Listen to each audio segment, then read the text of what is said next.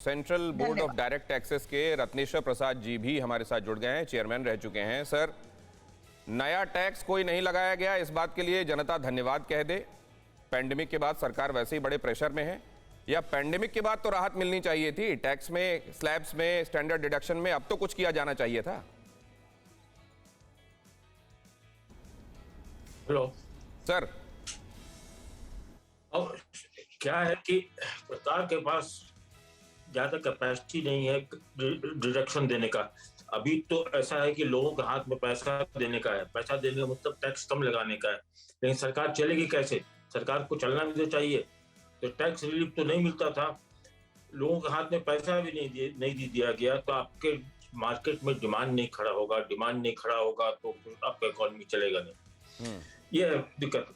दूसरा प्रॉब्लम क्या है, इनकम टैक्स में तो 15-16 जो अमेंडमेंट किए गए, छोटे छोटे अमेंडमेंट है, वो एडमिनिस्ट्रेटिव ग्राउंड में किए गए हैं, किसी में हाई कोर्ट ने कोई डिसीजन दे दिया अगेंस्ट में, उसको ठीक करने के लिए अमेंडमेंट किए गए। मेन चीज है कि ऐसा नहीं कि ये बजट जो है प्रोटेक्शनिस्ट बजट हो जाए, बिकॉज कस्टम ड्यूटी बहुत चीजों में बढ़ गया। 1991 के पहले, जब नरसिम्हा राव आने के पहले, तो हम लोग का प्रोटेक्शनिस्ट रिजीम था। इसलिए रिजीम प्रोटेक्शनिस्ट था क्योंकि हम लोग आज आत्मनिर्भर बोलते हैं, उस टाइम सेल्फ सफिशिएंसी बोलते थे, सेल्फ सफिशिएंट, और आज है आत्मनिर्भर। उसमें क्या होता है, इकोनॉमी प्रोटेक्शनिज्म बढ़ जाता है, उससे मार्केट में कंपटीशन कम हो जाता है, लोग चीजों का दाम बढ़ जाता है, और इनोवेशन कम हो जाता है। तो प्रोटेक्शन जो है तो इकोनॉमी के लिए अच्छा नहीं होगा। तो आप क्या ये कह रहे हैं सर कि आत्मनिर्भर होने की जो अवधारणा है, उसका ये बड़ा साइड इफेक्ट है कि उससे संरक्षणवाद को बढ़ावा मिलेगा और उससे कीमतें बढ़ जाएंगी?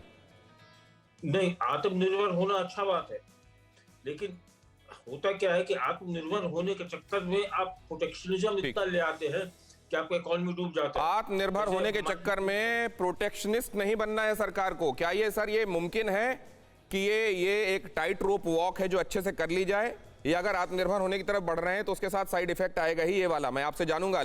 कोरोना धर्म नहीं देखता, जात नहीं देखता, अमीर गरीब ऊंच नीच नहीं देखता। कोरोना सिर्फ मौका देखता है, लेकिन आप उसे मौका मत दीजिए। बस इतना कीजिए, जब कभी दफ्तर से, बाजार से घर लौटिए तो इतना ख्याल जरूर रखिए, कहीं आपके साथ कोरोना आपके घर तो नहीं जा रहा।